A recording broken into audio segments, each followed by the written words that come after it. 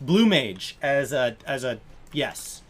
Blue Mage, I think, is a really special way to have these kind of the masked carnival. I would love to see each expansion them add a masked carnival for a different job and let that job kind of challenge itself, and then maybe like, hey, we're gonna add 5 more levels to masked carnival, and then we're gonna give summoner a, you know, summoned carnival, and then and then in 7.0 we're gonna add 5 more levels to the blue mage masked carnival, 5 levels to the summoner carnival, and then we're gonna support a gunbreaker carnival, and put cosmetics behind it. One of the cosmetics I'd really love to see in the game is spell cosmetics. Even if somebody just has a setting to say, hey, when I see other people's spells, I kind of want Salted Earth to always look like Salted Earth. Yes, but why does my Salted Earth, to me, have to look like Salted Earth? I know what it is.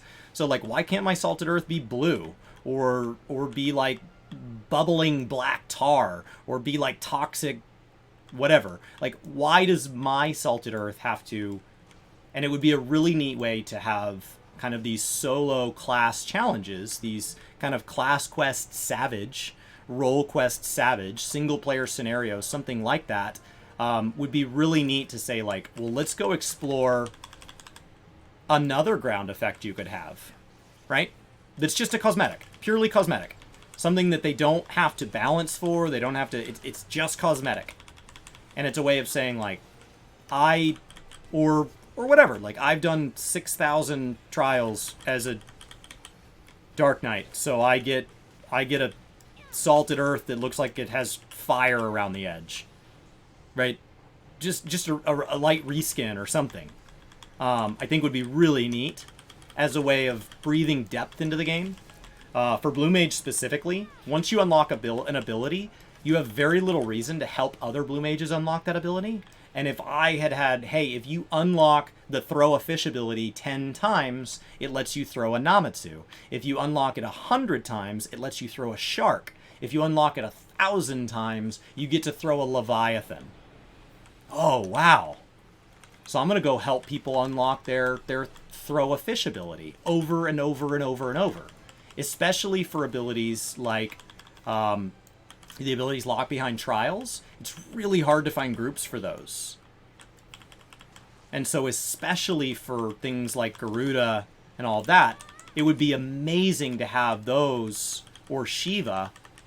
How come that Shiva ability can't get just crazier and crazier? You know? And so that's something that would let them put a cosmetic in the game that does change the way you play, but not in a way that affects anybody else. If somebody just wants to unlock the ability and be done, they're exactly caught up with you from a meaningful standpoint. But for somebody that says, I love Blue Mage and I want a reason to do Blue Mage for 1,000 hours, then do it. And to people who don't have that, they're like, oh, that's super cool. How do I get that? And then you tell them and they're like, yeah, I'm not going to do that. And so you get a chance to go back and choose. Maybe there's one ability that you really want to unlock. Maybe you really want to unlock the, foul cosmetic for ultra vibration, but no others. And so just cosmetic. Now, this is something that they cannot do technologically right now. They don't have the tech for it. And so if they did it, the only reason to do it from like a cost standpoint is if their plan is to do it to support every single job in the game. Because once they do it for one, the only way to take advantage of that technology is to do it over and over and over and over. Somebody, when comparing mounts in the games the other day, said that they really like that 14 doesn't have as many mount skins that are just reskins as WoW. But part of that is that WoW has like 500 or 700 or 96 billion mounts in the game, and 14 has like 200. And so if we want to get to 900 mounts in this game, one of the fastest ways to do it is like the extremes, where you take one mount skin and you give it multiple appearances, so that if somebody doesn't like the way it looks because it's red, there's a blue one. Most people don't have full particle vex ability skins. Yeah, I mean, it would have to be something that you want for you. So WoW does it kind of through the glyph system. So like as a druid, your aquatic form is a seal.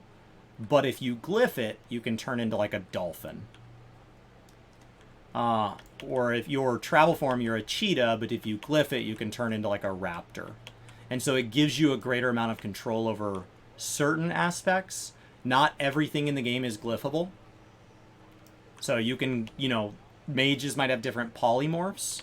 And so it's kind of like your carbuncle, your eggy glamours. It's where a handful of things appear different. And so maybe it's just that your limit breaks look different. Maybe it's just that your really iconic abilities look different. For Warrior, maybe Fell Cleave looks different. But nothing else. Everything else for Warriors looks largely the same. But for now, but the advantage of the technology, to expand on it, is the more abilities you take advantage of for that technology, the more the cost of integrating that technology really spreads itself out. Because now the cost is making the alternative spell effect, not making the system that supports that. Because that was done the very first time you implemented it. So I think Blue Mage really showed me how much I want something like that. Prior to that, I was really fine with it. But if you're going to add it for Blue Mage, that's an excuse to add it for a limited job, and that's the sort of thing that a limited job system allows them to explore, and if they like it, they can open it up to other jobs too. If they don't like it, then say, haha, I was just kidding, that's totally just Blue Mage. Like, I was just joking. I was never going to do that for everybody else.